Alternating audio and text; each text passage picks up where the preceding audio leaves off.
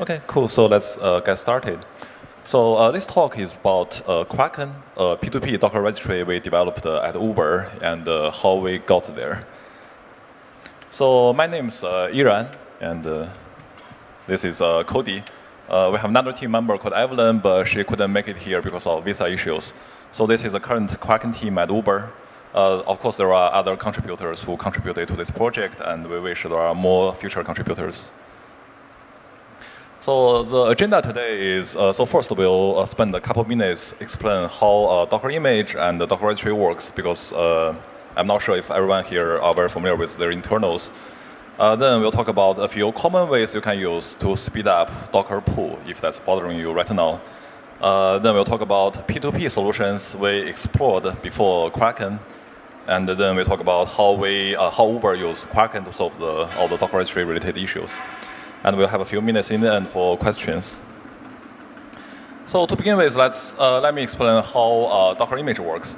So Docker image is actually a very simple packaging format. It's mostly composed of a few tar files. So each Docker image layer is a very regular tar that's compressed. There's one special layer called the image config that contains like environment variable, user entry point, those metadata. So Docker image also contains image manifest. It's another regular JSON file that contains the list of all the layers. The last thing is a Docker image tag. So when you do Docker pull Ubuntu latest, that Ubuntu latest string is a tag. So the tag to manifest mapping is stored in Docker registry.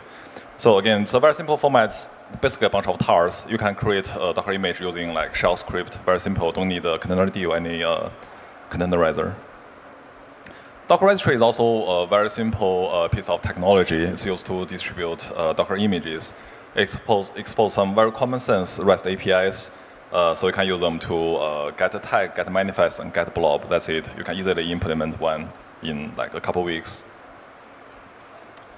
So knowing what is Docker image and what's a Docker registry, we can talk about how Docker pull works. Again, it's very simple. So at the beginning of Docker pull, Docker will resolve a tag to a manifest. It pull down the manifest, take a look at the list of image layer shards, and then pull down each image layer separately. In the end, it decompresses all the layers. So given that Docker pull is basically a bunch of HTTP requests that pull down image layer individually, it's fairly simple to speed up Docker pull. So the first thing you should do is actually try to optimize your Docker image, try to make them homogeneous. By that I mean you should look into have a common image for if you have a lot of images. You should have a common base image. And at Uber, we also have a Dockerfile template, so most developers don't write their own Dockerfile. So by doing this, all the Dockerfile look very similar. They share a few common layers. We also do multi-stage build, so the end result image is fairly small. In the end, so recently there are also a lot of build tools that support the distributed layer cache. For example, Magisu we built at Uber, Chemical from Google, BuildKit from Docker. There's a talk going on right about all these tools. So they will also make the diff between images smaller. So you should look into those. So after you have done optimizing your Docker images, if you still have issue with Docker pull, then you should start looking at how to optimize your Docker registry. So the simplest thing to do is actually to deploy a layer of Nginx cache in front of the Docker registry. So it's very ideal for BASTI workloads. Uber used that for a couple of years. It's fairly scalable, fairly simple, and it works better if you apply a connection limit. So Uber started using Docker registry and Nginx cache in 2015, but at late 2016, Nginx is no longer enough.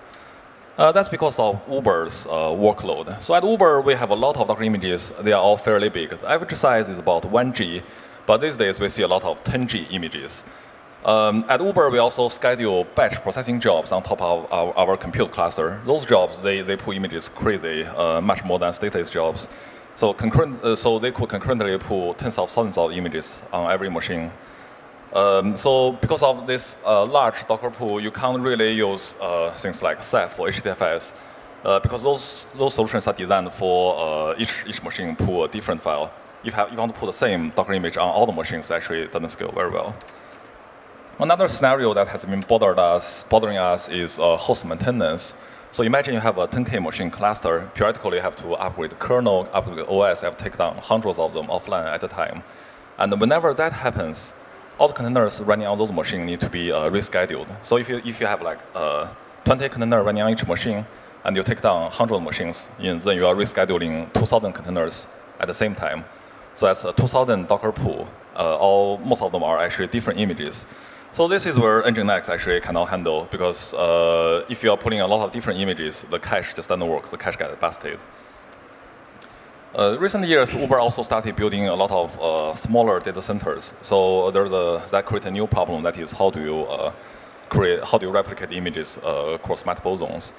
Uber also, on top of, so Uber both have on-prem data center, also use GCP and AWS. So there's no common storage solution available across all three of them. These are all issues we need to solve. So given the issues, we started looking into P2P solutions. So our design consideration is, first, it has to be optimized for data center internal usage, which is a little different from, for example, P2P in the wild, in the open internet. We also hope the solution to have low maintenance, because we have a very small team. We have 3 people, and we work half time on this. And we have to maintain like thousands of hosts. We don't have time to debug issue every day. There shouldn't be any single point of failure. If any machine in our new solution fails, we shouldn't have to wake up and fix that machine. We should be able to take a few days and look at it during like once a week or something. Also, it had to handle 2 kinds of workload, as I mentioned before. So first is tens of thousands of same image for batch processing jobs, and thousands of unique images in the case of host maintenance. Another thing is we also care about tail completion time. So if you think about how you do rolling upgrade in the cluster, you care about the last machine actually that finished Docker pool. You don't want a good P50, you want a good P99 or P100. So this is also where solutions like BitTorrent actually doesn't work. Because BitTorrent is designed for, is more optimized for like open internet. It's more defensive. They try to punish bad behaviors, optimized for the people who download fast. And that's not what we need. We need a solution that actually works better for the slower machines. So the first thing we thought about is we do some kind of layered structure. By layered structure, I mean basically a tree. For example, you deploy a simple solution would be you deploy more layers of Nginx. But as we talked about before, Nginx doesn't work very well when you have a lot of unique images because there's nothing to cache. A slightly fancier variation of this is you somehow construct a different tree dynamically for each file, each image. But after some calculation, we realized tree structure are actually not optimal for this, because realistically, your tree should be relatively fat. Think of more like a B tree. And as the tree gets fatter, your upload speed of the parents actually get lower. So it's not ideal for very big files. It's also very hard to maintain such a tree topology, because if you think about it in a tree, every node is a single point of failure. So every failure needs to be handled. It's a little hard to implement. But that being said, there are companies that actually implement such solutions. For example, LED from Facebook. But it's a very complex project that took them multiple years. At Uber, we want some solution simpler than that. So another thing we considered in the beginning is a central overseer model. So the high-level idea is you divide each file into smaller data chunks, for example, 4 megabytes or slightly bigger, and you have a central component that make all the scheduling decisions, decide which node transmit each piece to where. So it makes sense. It could deliver some optimal solution in theory. But if you do some calculations, actually, the central overseer have to handle a very high amount of QPS. We are not sure we are able to implement such overseer. So we gave up this approach. It's also not clear what happens if your overseer fail. But again, there are other companies who did this. That is Dragonfly from Alibaba. They have this central super node that decide everything. We actually talked to them recently. Their current bottleneck is indeed the QPS on the super node. So after some exploration, we found an ideal model that is a random graph. So in this model, you still need a central component, but the central component responsibility is not much. It just make connection decision, decide who connect to whom. The actual data transfer decision is still made by individual nodes. So such a graph is called. So if you also enforce each node to have a fixed number of edges, then you get a random regular graph. So such a graph actually have very nice properties. So it has very good connectivity. There are like multiple paths between any two arbitrary nodes, and the distance between any nodes is actually fairly small. This is not exactly a new idea. We recently found there is a paper from 2012 called Jellyfish describing such a network topology. It's very great. So we did some simulation. So if you drop one single seeder, a single uploader in this network, instantly every other node is able to download the data at 80% of max data speed. So also our simulation is actually a little poor. We assume there are a lot of latency. If we did a proper simulation, the number should be approaching 90%. So as you can easily tell, such a model is also very resilient to failures. It's very hard to create a network partition in such a connection graph. So this is what we went with for Kraken. So Cody here will talk about how we translate this idea into an actual project. Hey, can you hear me? Is this? Cool. Yeah, so I'm Cody. I'm one of the developers on Kraken. So I'm going to talk a bit about how we use Kraken to solve these peer-to-peer problems. So first, some vocabulary, so we're all on the same page. A torrent is what we call a file that has been broken into multiple pieces, typically 4 megabytes each. Pieces are transferred independently. A peer is a participant in the torrent network. Connected peers transfer pieces between each other. And a peer with 100% of pieces is called a seeder. I'll also be throwing around the word blob around. A blob is just a file. So this is the Kraken architecture. We have 3 components. An agent that runs on every host. This is the peer. The agent implements a Docker registry interface. So you execute Docker polls against your local agent, and that pulls the image through the peer-to-peer network. We have an origin. The origin is a dedicated seeder. They seed data from some pluggable storage backend, such as S3, HDFS, even another Docker registry. The origins form a self-healing hash ring, so you can add more origins to distribute load. If an origin dies, no big deal. They seal the gap. This is in line with like our low maintenance philosophy. If an origin dies, we don't want to get woken up to fix it. We can look at it a week later even. And then Tracker. Tracker maintains a global view of who the peers are, who the seeders are, who's trying to download what data. And it does all of this in memory. Again, trackers also form a self-healing hash ring, so you can add more trackers to distribute load. If a tracker dies, no big deal. They fill the gap. So some key features of this architecture. Kraken is just a caching and distribution layer. We don't want to be in the business of owning data, of doing backups, of maintaining a database. Again, there's just 3 of us. We don't have time or resources to do that.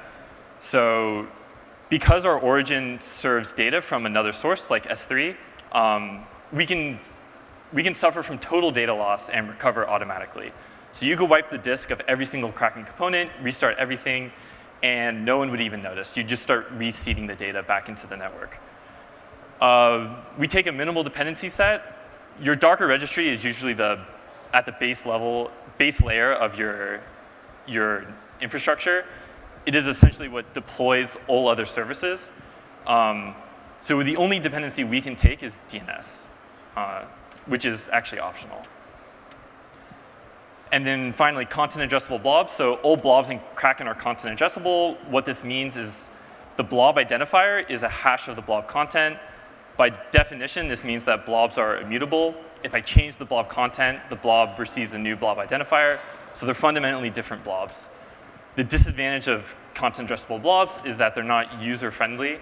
The blob identifiers are 64 hexadecimal strings that are meaningless to a human. So how does peer discovery work? If I'm an agent and I want to download some torrent, I contact my tracker and I say, hey, I'm this peer. I want to download this torrent. And the tracker says, OK, here are 50 random peers sorted by preference to go try and connect to. So the most preferred are other completed agents seeding the torrent. Next are the origins, aka the designated seeders. And then finally, the lowest priority are other in-progress agents, since they might not have all the data, if any. So once I have this list of 50, I just iterate down the list until I have 10 connections. And remember, a random graph, you have a connection limit. Peers reject connections once they're at that limit. So I'll go down this list until I get 10 peers that want to or have open connection slots. So we built this little visualization tool for seeing what's happening in the Kraken network. Here we can see the blue nodes are the origins, the designated seeders. Everybody else is an agent, a peer. They go from gray to green as they download the data. And this is the random graph that we're talking about. Each agent in this diagram has a connection limit of 5. So the graph is very sparse but well connected. So this actually isn't the whole picture. To make Docker pulls work, you actually need to do one step initially to resolve the Docker tag, Alpine 3.6, into the image SHA.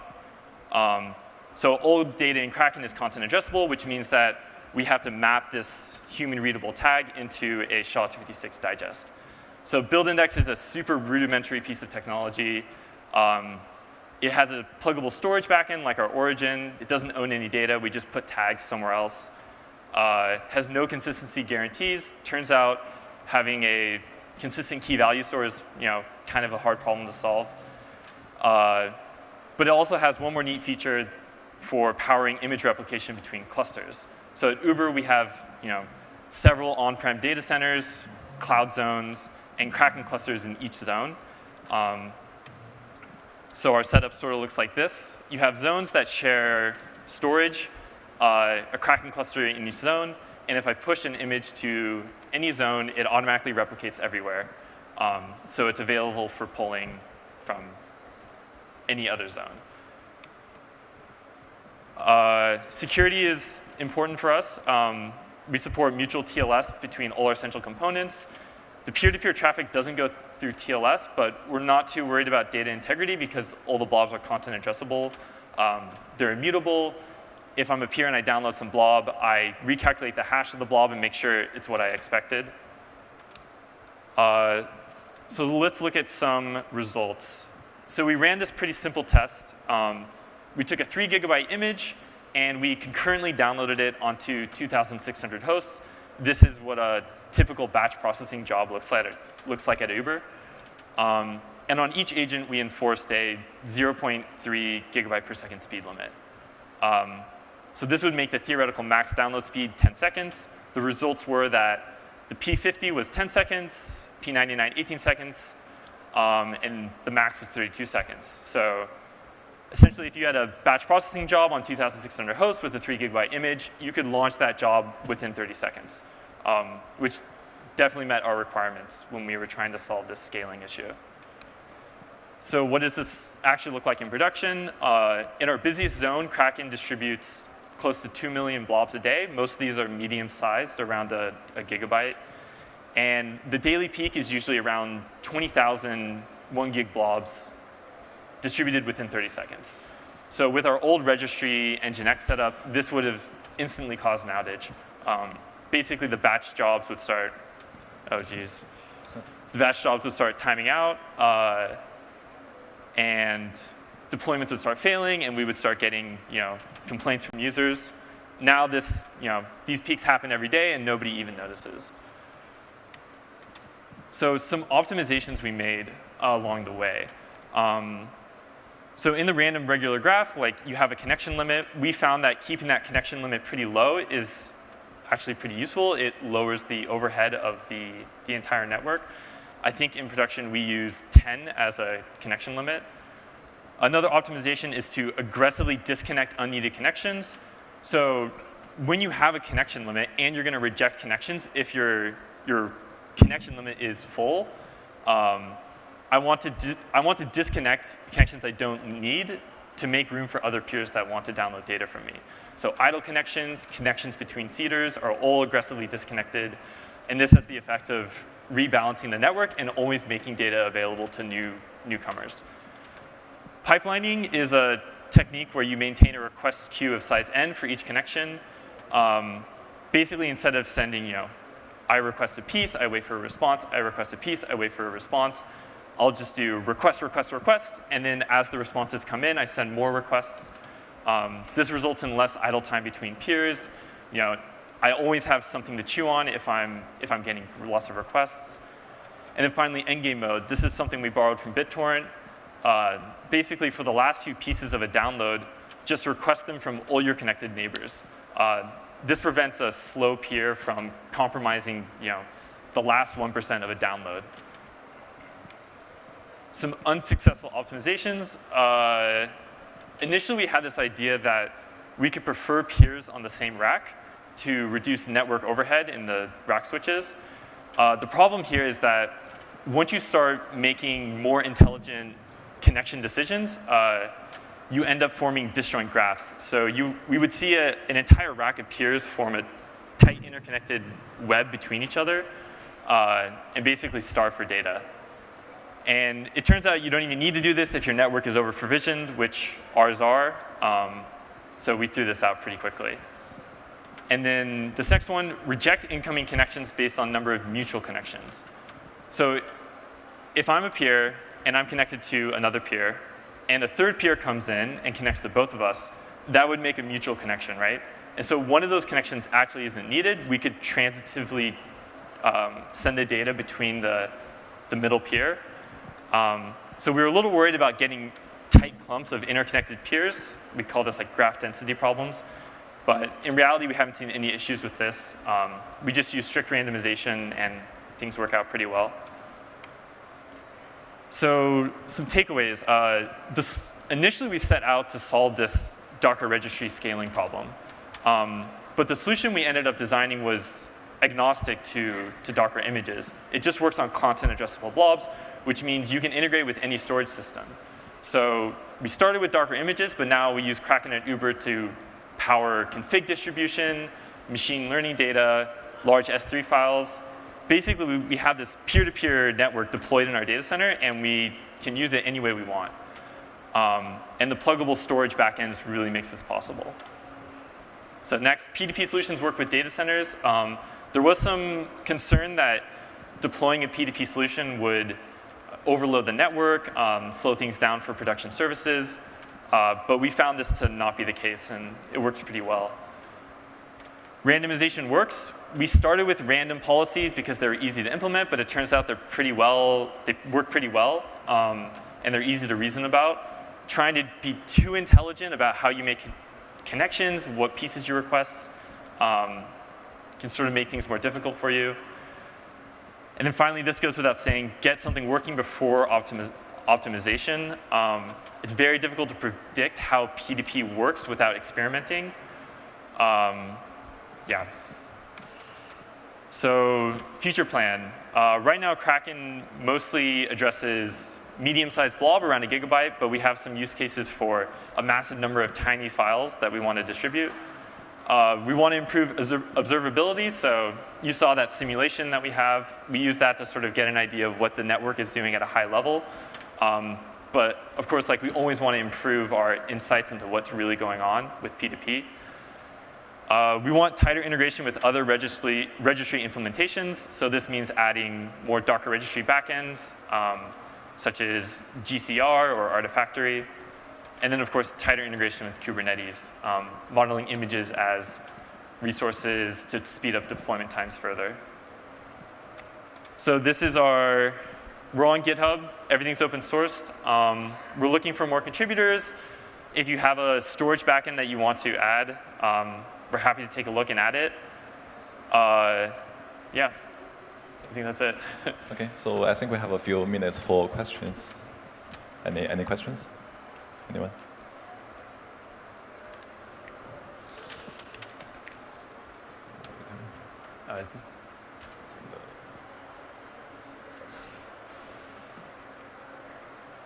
I think she's going to take your mic.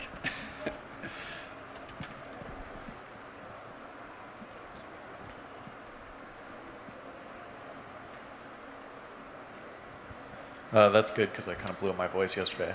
So you mentioned at the beginning of the talk that one of the things you wanted to get out of this was not just multiple parallel pulls of a single image, but also the ability to deal better with many pulls of unique images.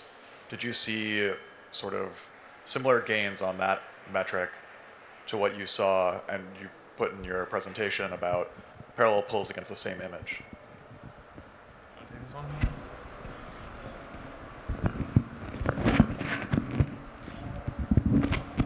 So in the end, I think our solution actually works pretty well with both cases. If you think about it, the solution, despite I have been like bashing about BitTorrent, the solution is actually similar to BitTorrent in the sense that in the case of a lot of unique downloads, normally in your cluster you already have those images in some other machines. So adding one more download, you'll be just seeding from all those other machines. So it doesn't really add a load to your central components. And in the case of massive concurrent downloads, because of the graph we connect, like this random graph, actually things also happen pretty fast. So everyone was able to download at max speed. So both cases works very well. I hope that answers your question. Yeah. Two quick questions. One is how easy it is to deploy Kraken. How do you do it? And secondly, how does it deal with like a very dynamic environment where you have a lot of nodes coming in and going out, for example? How does that work? So the first question is easy to answer because if you check out our GitHub, we have a Helm chart, so you can deploy this with one command.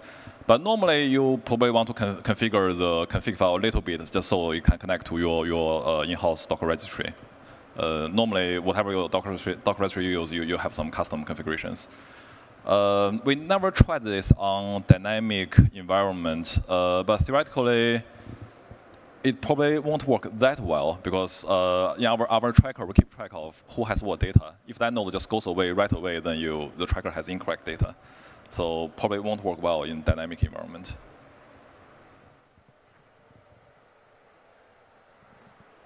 Okay.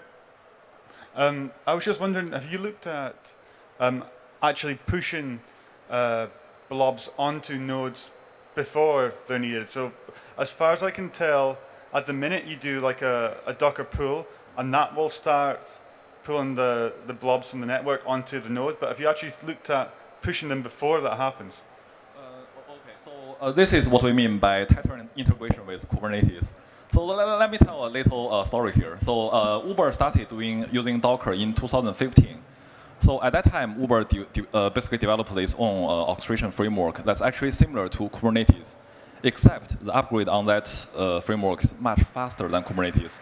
When you upgrade, like for example, 500 container, that would take 5 minutes.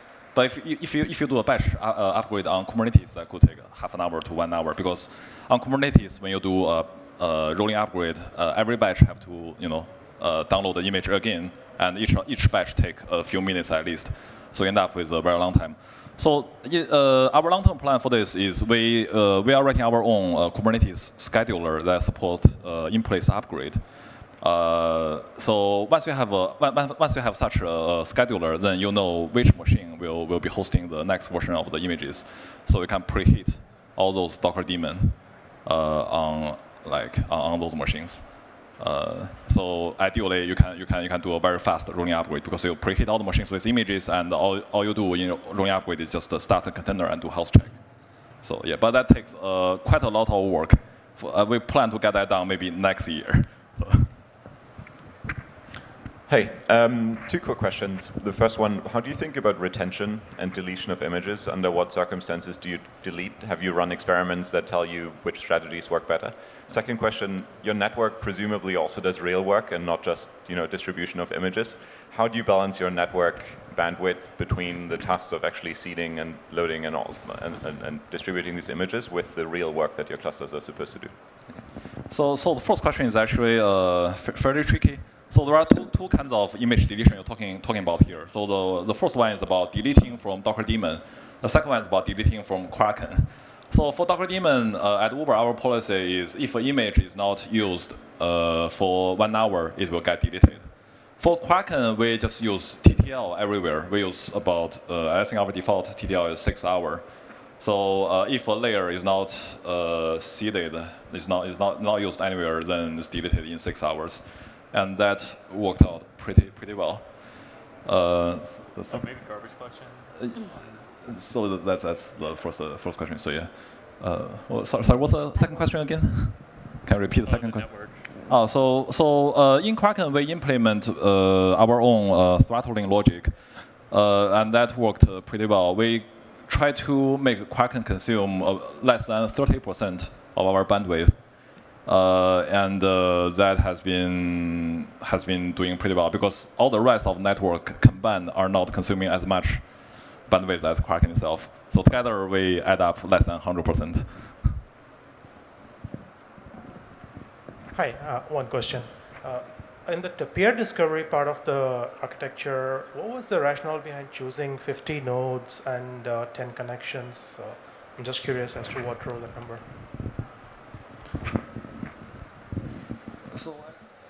So I can answer the connection one better. So based on our simulation, there's a magic number that's between 5 to 10. So if your random regular graph, if the degree, that is number of edges on every node, is between 5 to 10, you actually get the best performance. That's why we pick 10. 50, actually, I don't think there's a very good reason. Just turns out to work. That's pretty arbitrary. Okay. Another question. Do you see any a bottleneck at the tracker at this point, or is that resolved in some way? So today it actually works pretty well. In production, actually, I think our worst case scenario can still download at about 60%. Like whatever speed limit you specify, that node will be able to download at 60% of the speed limit. That's okay, but I want to push that to 90%. I think currently our implementation is not ideal, so there are some small tweaks we can make to push that even up. Wait, are you asking about how much QPS the tracker can handle? Yes. Yeah. So I think it can handle way more than we use. Our clusters are around 8,000 nodes, but when we just like hammer it for benchmarking, theoretically it could handle tens of thousands more than that. So everything's in memory, and you're not storing very much data about each peer. Literally just IP, port, and a single bit as to whether the peer has completed the torrent or not. And so yeah, QPS isn't really a bottleneck for us. Okay. Thank you. I also want to add on this a little bit. So at this point, I think our bottleneck is more on our Kubernetes scheduler instead of Kraken. So our scheduler can schedule maybe 1,000 pod per second, but that's still much slower than Kraken. So. Have you guys experimented transferring Docker images with regions with really terrible network connection, such as China? So actually, our machine also have pretty bad connection. When we started this project, Uber has a lot of machine with 1 Gbps network card, and so it worked pretty well. Also, if you look at this graph, so we basically treat each zone as a different cluster. So within the zone, as long as the network is somewhat reliable, then there's no problem. Between zones, yeah, if there are problems, maybe replication take a little longer, but that's okay. Hello. You mentioned the generic nature of Kraken. Do you see this applying in some sort of CDN capacity? For example, some edge deployment of Kubernetes nodes, perhaps something like a digital billboard deployment across the nation for delivering just JPEGs to show on the digital billboard. Yeah, I mean we're really focused on internal data center usage. Like we even separate Kraken clusters by data center rooms. So I'm not sure that's really something we're aiming to solve. I think the technology you're looking for is actually IPFS, those kind of actual public BitTorrent stuff.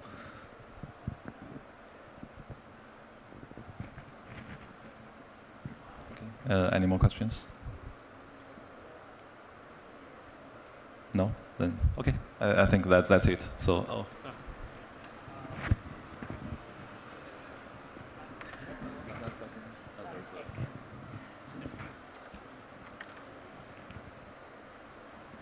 Do you have plans to support more backend storage? Yeah, we are adding them slowly. Right now we have S3 HDFS Docker registry. We're adding GCP this week. It's pretty easy to add one. If you have a specific need, you're welcome to contribute to the project. Okay, so I think that's it. Okay, so yeah, on our GitHub page, we also have a link to our Slack channel. So if you have more questions, you can reach out to us through Slack. Thank you, guys.